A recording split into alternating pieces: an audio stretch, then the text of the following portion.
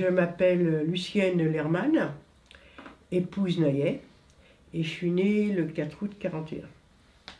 Alors après, je mets le visage que vous découvrez, bien sûr. Voilà, je vais vous le passer. Le visage que vous découvrez sur cet écran, bien sûr, c'est l'écran, mais là c'est en photo, et celui de mon père, Michel Lerman, donc c'est lui. Que jamais je n'ai pu appeler papa. Papa au visage si généreux, papa dont je ne connais qu'à travers des chiffres, des dates et des lieux. 15 mai 41, un billet vert le convoque dans un gymnase parisien pour un contrôle de papier. Pendant ce temps, ma mère enceinte et ma sœur de 8 ans se promènent. À leur retour, une personne l'avertit de ne pas pénétrer dans son appartement. À partir de cet instant, c'est une vie cachée en permanence durant 4 ans. Le silence doit régner car on pourrait nous dénoncer. Quelle vie peut-on avoir sans parler, sans pleurer, sans jouer, et avec la peur permanente, une enfance brisée et une blessure qui ne se cicatrise jamais. Tandis que commence l'enfer pour mon père, après les contrôles d'identité, il est envoyé dans les camps d'internement français, Beaune-la-Rolande, Pithiviers et Drancy, qui sont dans le Loiret, près d'Orléans. Le motif sur sa fiche est en surnom à l'économie nationale. Je vous le montre. Et après, je vous donnerai les précisions.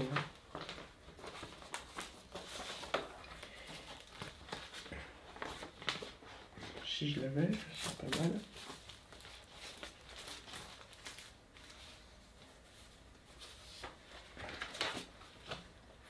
Attendez.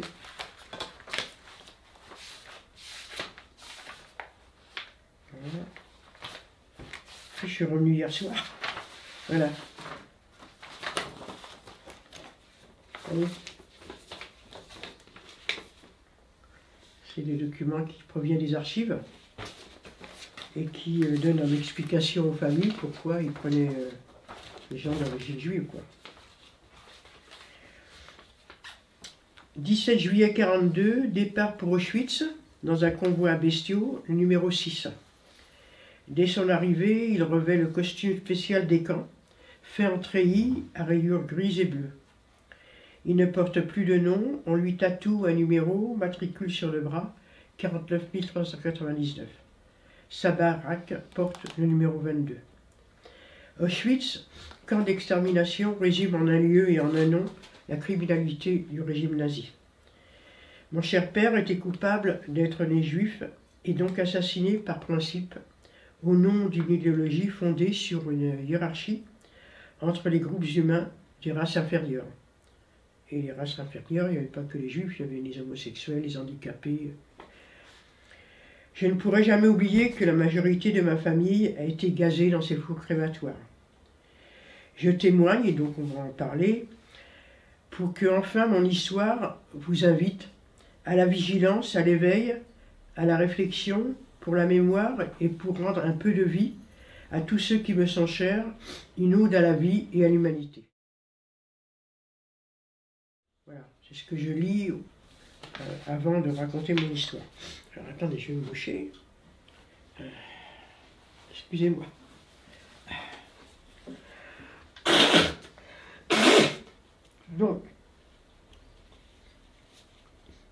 Donc mon père et ma mère sont arrivés en France en 1930. Ils ont fui les pays où il y avait à cette époque tous les pays d'Europe centrale. Il y avait des grandes vagues d'antisémitisme et un grand nombre de personnes d'origine juive. Alors quand j'emploie le mot juif, il y a des gens qui sont religieux, mais mes parents n'étaient pas religieux, c'était au niveau de la culture, quoi, voilà. Et donc ils ont fui leur pays et ils sont arrivés en France en 1930. Pourquoi la France? Il y en a d'autres qui ont choisi d'autres pays. Bon, ils se sont dit, la France c'est le pays des droits de l'homme, il ne peut rien nous arriver, puisqu'en 1930, quand même, au niveau de l'Autriche, de l'Allemagne, il y a des choses quand même qui venaient à leurs oreilles, quoi. Mais ils se sont dit, en France, on n'a pas à craindre, quoi. Ils n'avaient pas beaucoup de crainte à avoir. Ils se sont dit, il ne va rien se passer en France. On va nous défendre. Tous les gens ont les mêmes droits, les mêmes devoirs, quelle que soit leur culture, leur nationalité. Donc ils arrivent en France en 1930 et ils s'installent à Paris, place Gambetta, dans le 20e. Vous connaissez un peu Paris? Non?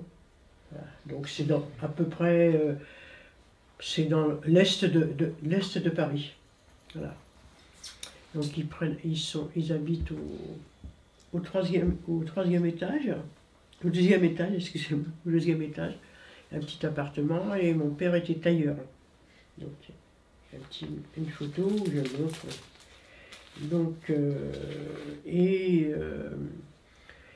il s'allie avec 2-3 amis qui étaient venus aussi ils prennent un magasin et dans l'appartement ils font des vêtements, voilà. Et ma mère est finisseuse. Ma sœur est née en 1933, donc toute une période, tout va bien, quoi. Ils mènent une vie agréable, quoi. Et puis, comme je le disais, en mai 41, il reçoit un billet, c'est ce que je dis, un billet vert. Alors pourquoi on dit billet vert? Parce que la convocation, la convocation était colorée, c'était un billet qui était en vert, quoi. Et on lui dit, dans ce papier qu'il reçoit, qu'ils viennent contrôler ses papiers. Donc mon père, il se dit, bon depuis 1930 qu'il est là, il travaille, il n'y a rien à craindre, donc il vient avec ses papiers, il s'habille tout beau, hein, pour aller faire se contrôler ses papiers. Et puis il dit à ma mère, en attendant, je ne vais pas rester longtemps, en attendant, va te promener avec donc ma sœur et moi qui étais dans le ventre de ma mère, puisque moi je suis né en août 41, donc là c'était en mai 41.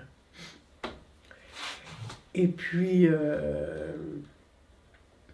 il se rend, alors il y avait différents lieux à cette époque. On a envoyé ce billet à tous les juifs étrangers qui n'étaient pas naturalisés. De toute façon, en 40, on naturalisait plus personne. Donc, et en 30, non plus. On ne permettait pas aux étrangers d'être naturalisés français. Simplement une parenthèse. Vous avez certainement vu ou peut-être entendu la pantanisation de Missak Manouchian.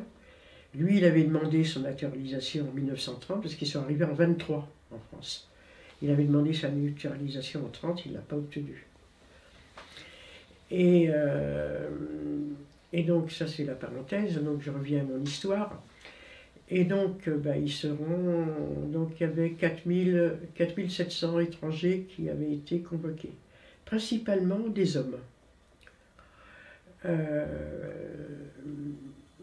Et donc, ils seront, lui, au gymnase Japy, et il présente ses papiers, et on lui dit, c'était des gendarmes français, et on lui dit, restez ici. Le père, il dit, tout va bien, mes papiers, ils sont en règle. Donc il lui dit, oui, vous êtes en règle, mais vous ne pouvez pas retourner chez vous. Donc lui il se dit, c'est pas possible, ma femme, excusez-moi, ma femme se promène avec ma fille qui a 8 ans, et ma femme est enceinte, quoi. Elle va accoucher dans 2 mois à peu près, il faut que je revienne à la maison, quoi. Il ne comprend pas pourquoi on lui dit de rester, quoi. Et c'est ce que je dis dans la présentation, et à partir de ce moment-là, c'est l'enfer pour lui. On les amène en camion dans les camps, d'abord à la gare de Drancy, et on les amène dans les camps d'internement, ça s'appelle les camps d'internement, à Pithiviers, Bonne-la-Rolande, où ils restent pendant plusieurs mois. Et après, ils partent à Auschwitz. Et comme je dis, ils partent toujours pour... ils sont tous partis en fumée, quoi. J'ai à peu près plus que... J'ai compté à peu près 13 personnes dans ma famille qui sont parties en fumée, quoi. Très peu de familles qui sont autour de moi, quoi. J'ai vécu entouré de peu de familles, quoi. Nous, qu'est-ce qu'on fait en attendant? Ma mère revient, et puis elle arrive devant la maison et elle voit à la maison un monsieur qu'elle connaît bien, c'est le médecin qui habitait au-dessus de chez nous, docteur Fleureau, et il lui dit, alors lui, il a tout de suite compris, c'est ce qu'on appelle, il avait pas mal de conscience, hein, il a compris ce qui se passait, et il dit à ma mère, il ne faut pas que vous remontiez à la maison, quoi. Ma mère a dit, mais comment, j'ai rien, qu'est-ce que je fais?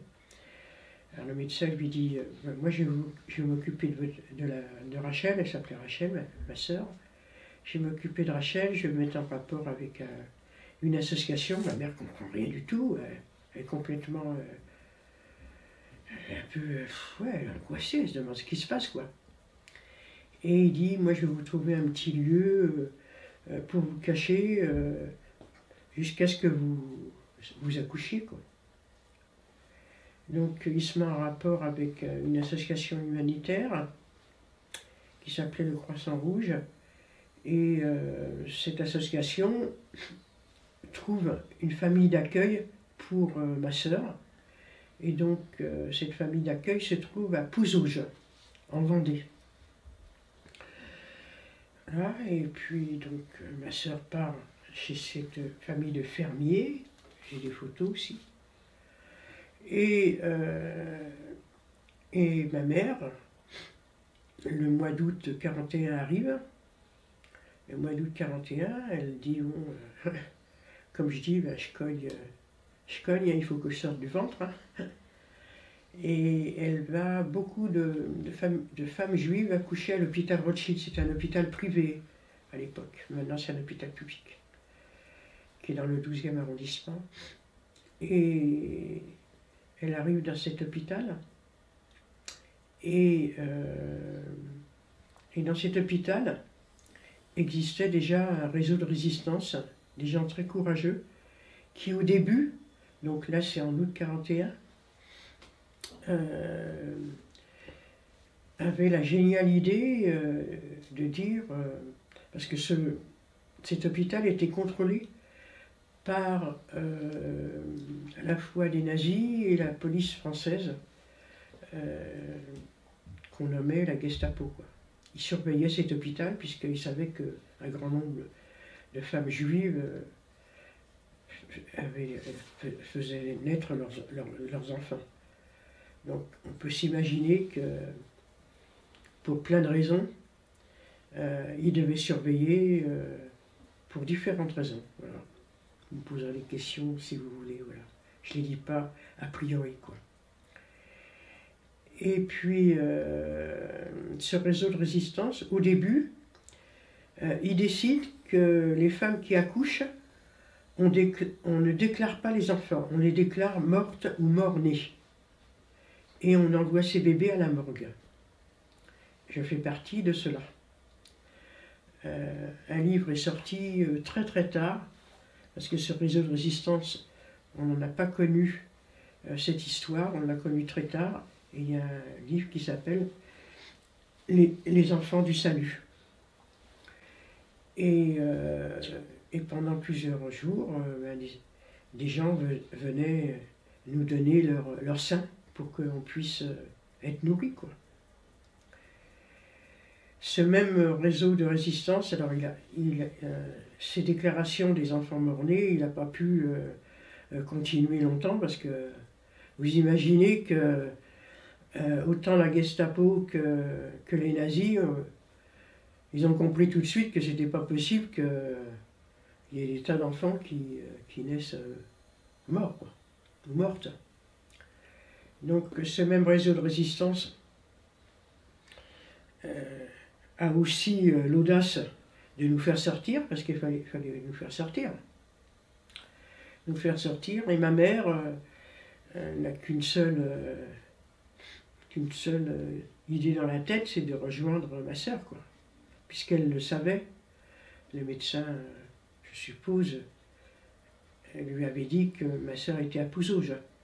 Alors, aussi une parenthèse, c'est que tout ce que je vous raconte, c'est une histoire que j'ai complètement reconstruite, parce que ma mère ne m'a jamais rien dit, comme un grand nombre de familles.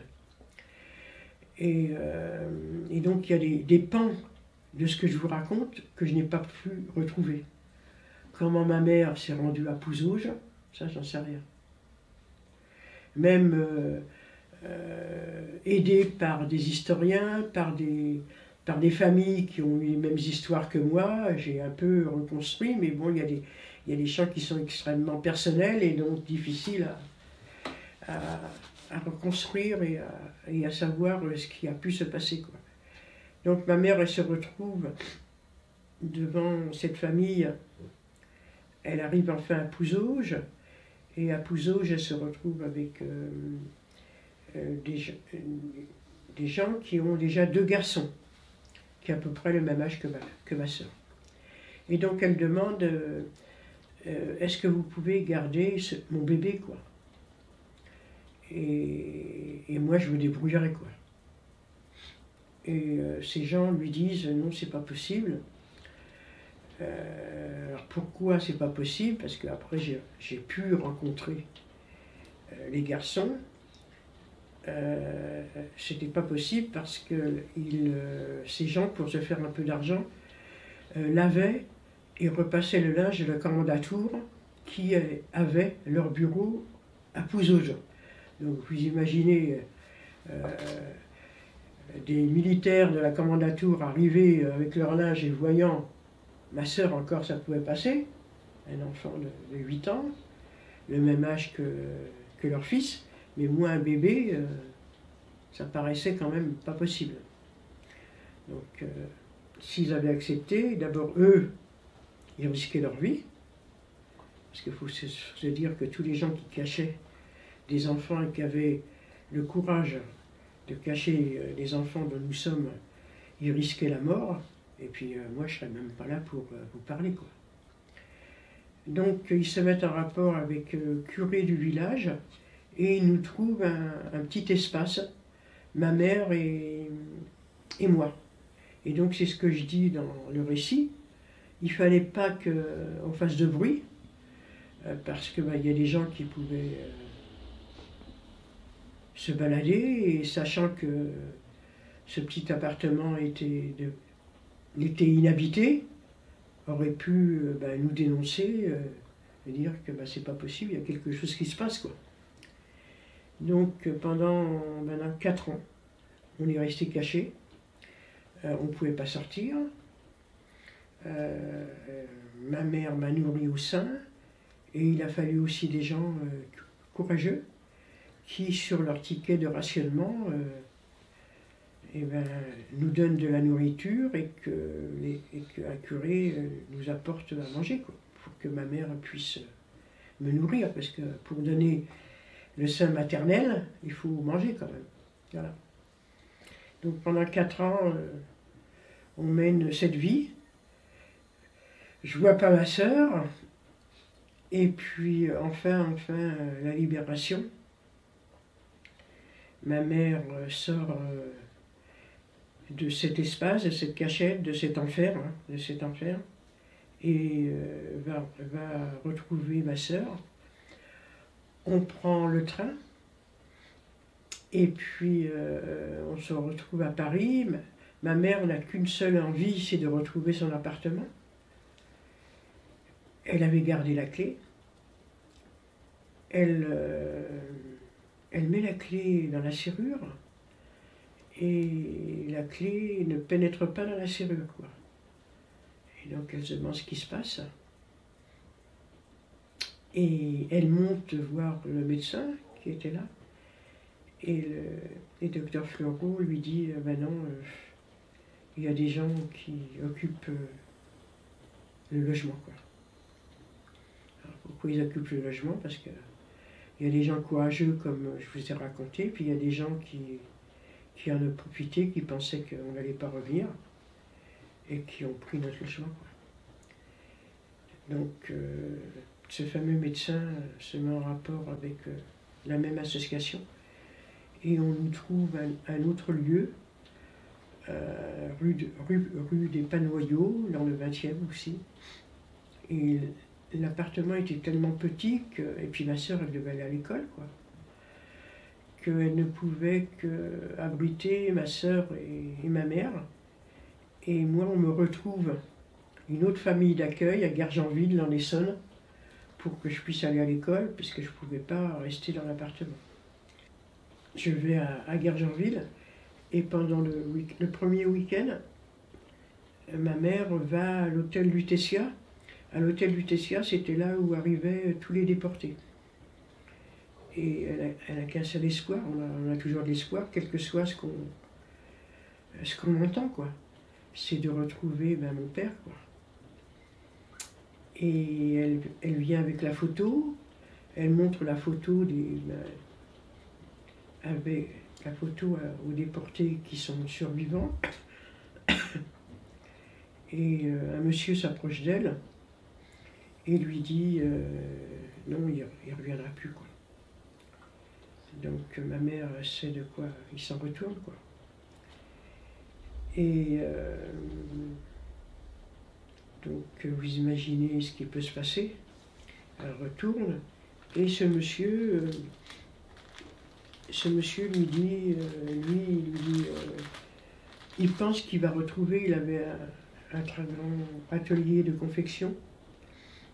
Il pense qu'il va retrouver son appartement, son atelier, ce qui est vrai. Il a tout retrouvé, lui, ce monsieur. Ce monsieur qui, en fin de compte, est devenu mon beau-père. Il lui fallait une finisseuse, il a pris ma mère, et une nouvelle famille s'est reconstituée. Et retrouvant un appartement un peu plus grand, ma mère, du coup, je suis revenue de Gargenville et une nouvelle famille s'est fondée. Et mon frère est né de cette nouvelle famille. Voilà un peu mon histoire qui est douloureuse non pas par le fait que je vous raconte mon histoire pour vous faire pleurer, je raconte en général mon histoire parce que je me dis, c'est ce que je dis à la fin,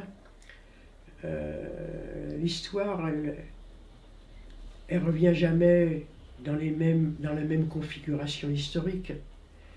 Mais des fois, il y a des choses qu'on entend à nos oreilles, qu'on voit, et qui vous font rappeler, vous dites, cette dame, elle m'a raconté des choses, peut-être que ce que je vois, ce que j'entends, me rappelle aussi un certain nombre de choses qu'il faut quand même que on soit attentif et que on ne laisse pas passer, quoi, et on ne laisse pas faire, quoi. Voilà. Voilà pourquoi je raconte mon histoire. Voilà, en résumé, un peu, après, à vous de poser des questions. J'imagine que il y a des choses que j'ai oubliées. Et ça, c'est la dernière lettre de mon père qu'il a envoyée quand il était à Pithiviers. C'est la dernière lettre. Et il fait « Mes chers aimés », et il termine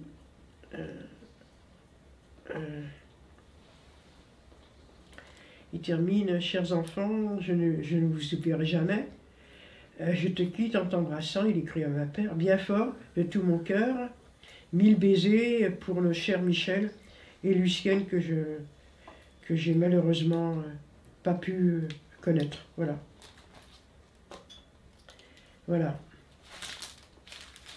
Voilà les photos. Ça, c'est l'original. Et voilà.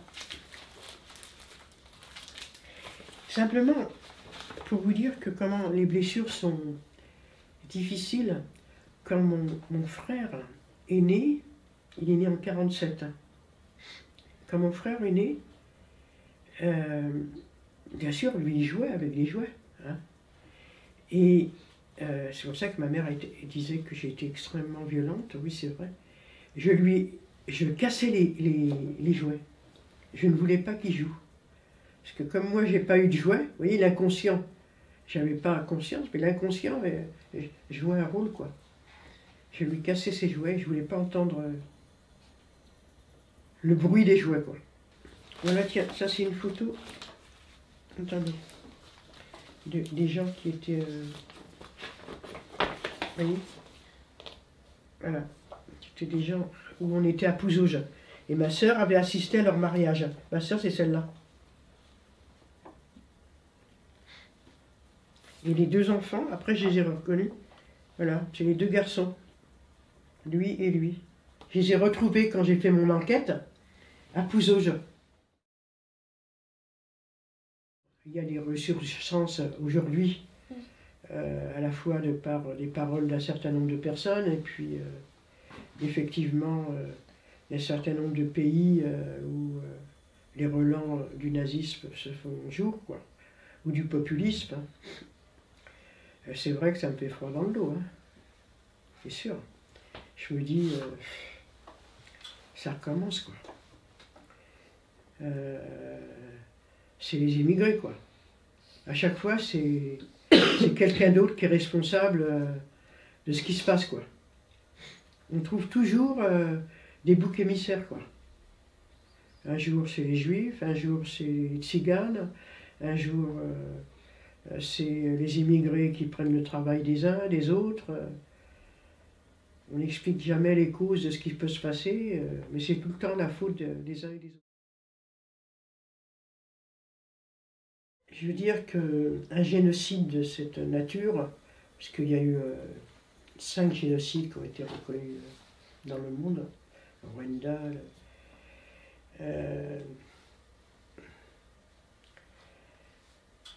j'ose espérer, non, je sais pas, je pense pas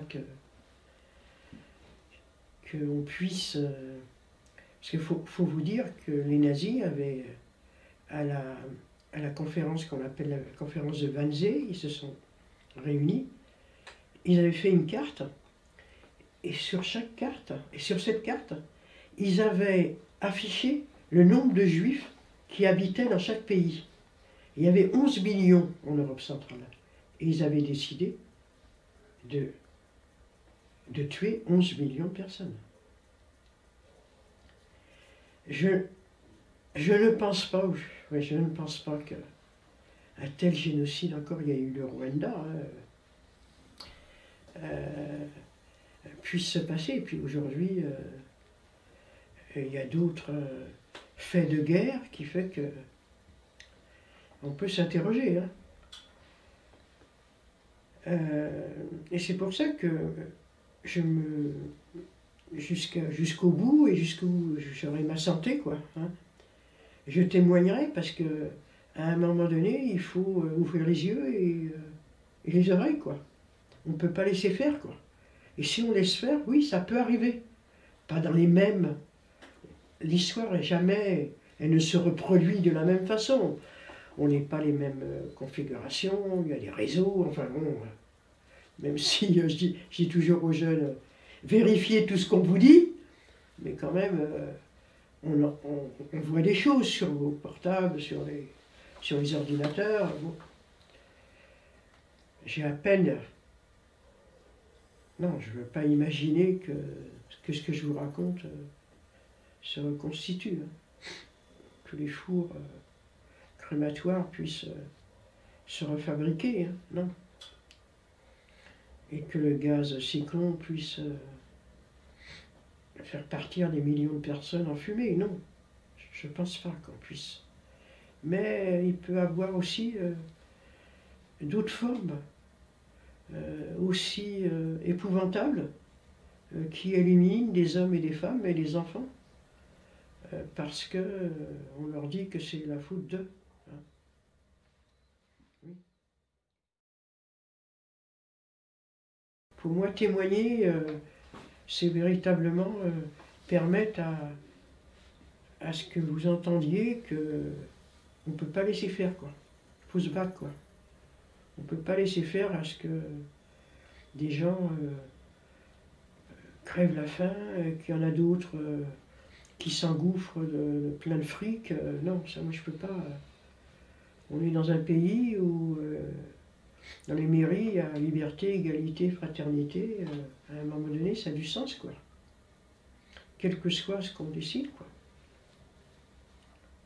Le président, là, a honoré tous ces étrangers mais il a fallu 80 ans pour faire reconnaître que ces étrangers ont donné leur vie pour que nous, on puisse vivre.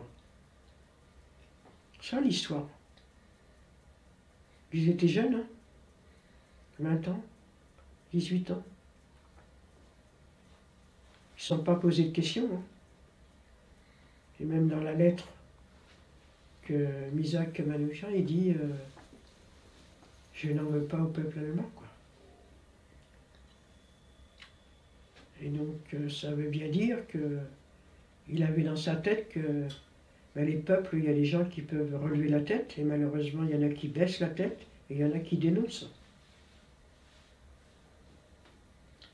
Moi non plus, j'ai pas de haine, mais quelque part, je dis pas que tout le monde peut relever la tête, tout le monde peut combattre, mais ceux qui dénoncent, c'est quand même un sacré. C'est tout un problème, c'est des questions, ça.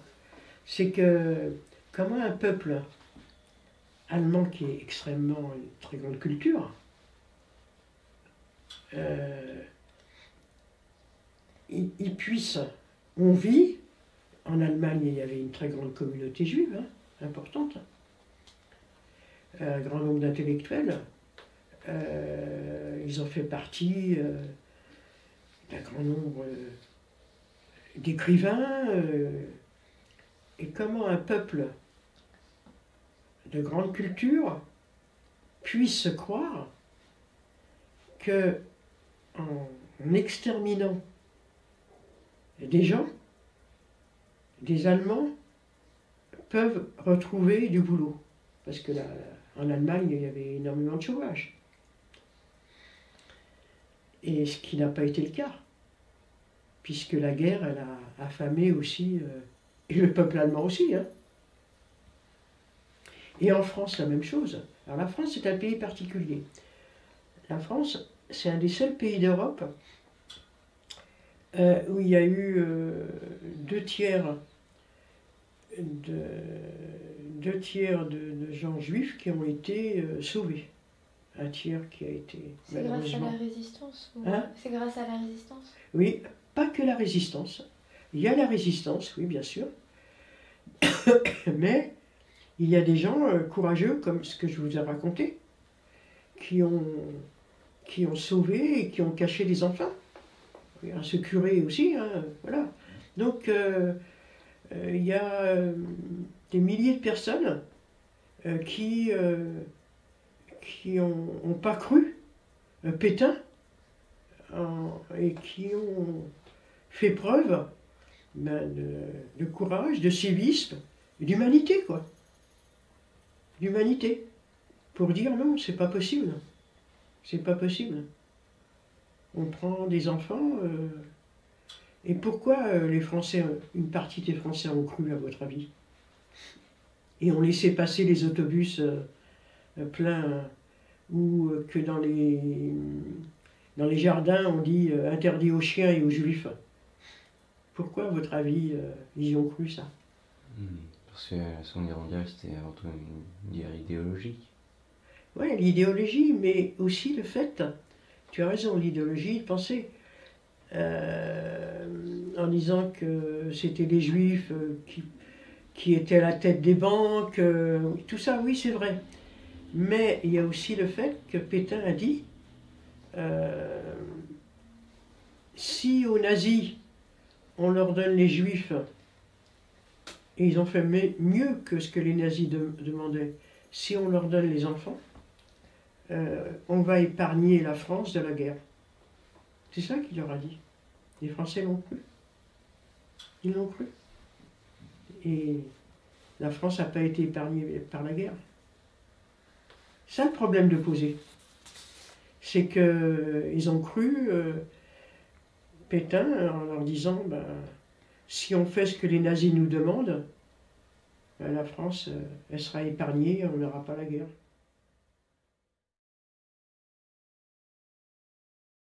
J'ai eu beaucoup de mal. Faut dire, j'ai eu beaucoup de mal, j'ai été suivie. D'abord, ma mère disait que j'étais extrêmement violente, je ne dormais pas. Et puis dans ma tête, je vais vous dire, je croyais que mon père allait revenir. Parce que, bien sûr, je ne portais pas le même nom que mon beau-père. Puisque moi, je m'appelle Herman et mon beau-père s'appelle Interligator. Mais et je demandais à ma mère et, pourquoi je ne porte pas le même nom que mon beau-père, et ma mère ne m'a jamais rien.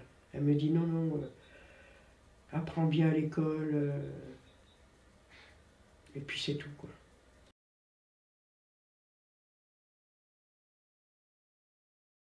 Non, par la famille, non. La transmission, elle s'est faite par ce que j'ai appris à l'école. Et puis, en apprenant ce que j'ai appris à l'école, eh ben, j'ai commencé à réfléchir, à dire, dans ce qu'on m'apprend, il y a peut-être ma petite histoire, quoi.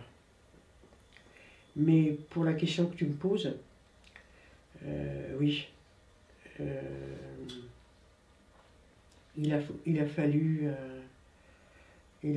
que je sois suivie médicalement, quoi. Oui. J'ai eu une psychothérapie longue. Parce que les blessures,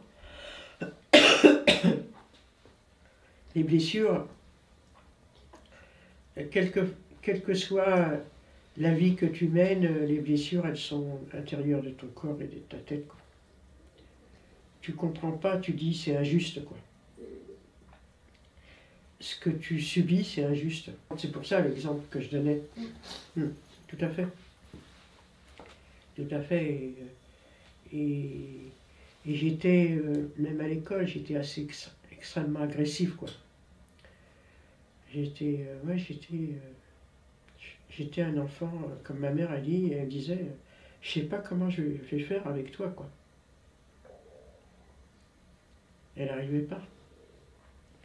Et en plus, pour vous dire pourquoi les gens ne me parlaient pas, parce que ben, c'était incroyable. Incroyable ce qu'ils avaient pu subir. Et les gens, ils avaient besoin, après la guerre, quel que soit ce qu'on a pu subir, ce que je disais, 60 millions de morts, les gens, ils ont besoin d'oublier, quoi. De retrouver la vie, quoi. Et donc, ben, on ne parle pas. Et il a fallu qu'en 1995, Chirac prenne la parole et dise l'État français a été responsable. L'État français a été responsable. Pourquoi il est responsable? Parce que quand mon père reçoit une convocation, il reçoit une convocation à partir d'un fichier. Qui a donné ce fichier? L'État français. Et quand il y a eu la grande rafle du Veldiv, qui a donné les adresses où les Juifs vivaient? L'État français. Qui a permis qu'il y ait des autobus qui amènent et des trains qui amènent? L'État français. Donc ils ont une responsabilité. L'État français a une responsabilité. Et quand Chirac a commencé à dire ça, là, il y a eu un certain nombre de témoins. Parce que même les témoins, avant la prise de parole de Chirac, il y a eu des choses. Les films même. Mais les gens se disaient, peut-être que c'est... On ne pouvait pas y croire, quoi. Comment croire qu'on puisse entasser des gens dans des convois bestiaux et qu'on les amène dans des camps et qu'ils soient et qu'on leur met des douches et que dans ces douches il n'y ait pas de l'eau qui coule et qu'il y ait du gaz qui coule. Je veux dire que c'est incroyable. Bien sûr, parce que il y avait une logistique de ce que je viens de vous décrire, d'horrible, mais il y avait toute une administration. Toute une administration. Et il y a un film qui passe à l'heure actuelle, que je vous engage à voir. Elle s'appelle La zone d'intérêt. Tu l'as vu? Oui. Hein? Oui. C'est terrible ce film. Et c'est là qu'on voit une grande philosophe, Hannah Arendt, dit la banalité du mal. On voit un couple qui vit le mur joint Auschwitz. Ils vivent normalement. La journée, il va gazer des gens, et le soir, il embrasse ses enfants. Il est dorlote. Il va faire baigner ses enfants, et d'un seul coup, il voit la cendre qui va couvrir les corps, et donc là, il s'imagine, il a compris, lui, ce que c'était cette cendre dans le lac. C'est terrible, ce film. Et on se dit... mais bon, c'est bien que les films puissent... parce qu'en fin de compte, tout est suggéré, rien n'est montré. Tout est suggéré. Et c'est la force du film, quoi. La force du film, elle est là. Qu'est-ce qu'il faut prendre? Ben, chacun après choisit. Moi, j'ai pas de tu sais, de recette miracle. Je peux dire ce que je vis, ce que je ressens, mais il faut se battre. Il ne faut pas accepter. On vit dans un pays où la richesse humaine, c'est la diversité culturelle. Et cette diversité culturelle, vous êtes issus de familles différentes, de diversité culturelle, et c'est ça qui fait la richesse humaine. Et il ne faut pas laisser faire pour que des gens piétinent une personne parce qu'elle est considérée comme je ne sais pas quoi. Voilà. Il ne faut pas laisser faire, quoi. C'est ça votre... c'est la seule recette que je puis donner, quoi. Bien sûr. Malheureusement, c'est ce que je dis, moi. Des fois, quand je vois la mer, la Méditerranée, je me dis, il y a des morts, quoi. Dans cette mer, quoi. Et c'est vrai qu'on ne peut pas laisser faire, quoi. La France, c'est... Chaque pays, on ne peut pas... Les gens, quand ils prennent un bateau, pourquoi on ne part pas de gaieté de cœur de son pays? Parce que c'est où on crève de faim, où il y a la guerre. Moi, mes parents, ils ne sont pas partis de gaieté de cœur. C'est parce qu'il y avait de l'antisémitisme. Et qu'il y avait... voilà. Et sinon, les gens, ils restent dans leur pays. Et donc, il faut que ces pays puissent vivre de leur... et puis qu'ils puissent vivre, quoi. Et les gens partiront pas comme ça. Ils se sauvent parce qu'il y a la guerre, il y a la famine, il y a plein de choses, quoi. Donc il faut permettre à ce que ces pays puissent vivre. Et qu'on les dépouille pas. Et qu'on les dépouille pas. Combien de pays ont été dépouillés de leur richesse, hein. Ils partent de leur pays parce qu'ils ont été dépouillés, et ils arrivent en France et on leur dépouille encore, et on les condamne. Qu'est-ce qui a déclenché que je cherche? Oui. Ben, j'ai longtemps respecté le silence de ma mère, et en 88, lorsqu'elle est décédée, donc c'est pas tard, j'ai dit bon allez. Alors, parce que ma sœur non plus parlait pas. pourquoi elle ne parlait pas? Parce que elle a connu mon père. Et doublement, elle a été... elle a souffert parce que elle, petite, elle a joué avec mon père, tandis que moi, je ne l'ai même pas connu, quoi. Je dis pas que je souffre pas, j'ai pas souffert, mais pas la même intensité. Et donc, ma sœur s'est retrouvée dans cette souffrance et elle voulait pas la partager avec moi, quoi. Et donc, quand ma mère est décédée, j'ai dit à ma sœur, écoute, c'est pas possible, on était bien cachés quelque part, quoi. Et j'ai levé la voix, je l'ai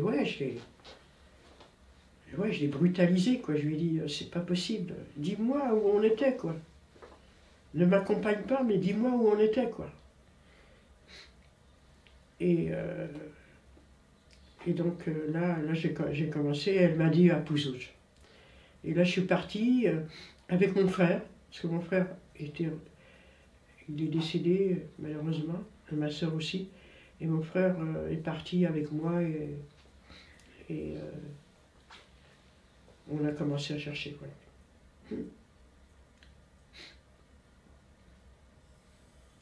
Donc à partir de 89, j'ai commencé à chercher. Non, parce que en plus, dans la ville où j'habitais, était en train de se construire un musée de la Résistance. Je suis présidente d'un grand réseau des musées de la Résistance.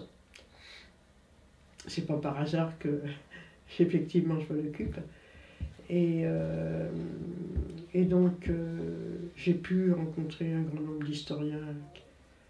J'ai un historien qui m'a beaucoup aidé et dont on a beaucoup parlé ces derniers temps, parce que c'est lui qui a été à la tête de cette histoire de Misak Manouchian, Péchanski. Et lui, je connais bien. Je connais bien, il m'a beaucoup aidé. Beaucoup aidé. Ouais. Et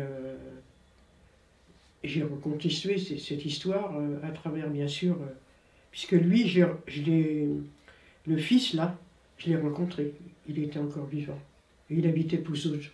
Le fils où votre sœur le fils de ces gens, de ce couple qui a caché, où ma sœur était, et qui s'est mis en rapport avec un curé pour qu'on trouve un petit lieu pour nous cacher, ma mère et moi, quoi. Et là, j'ai travaillé, j'ai fait des recherches.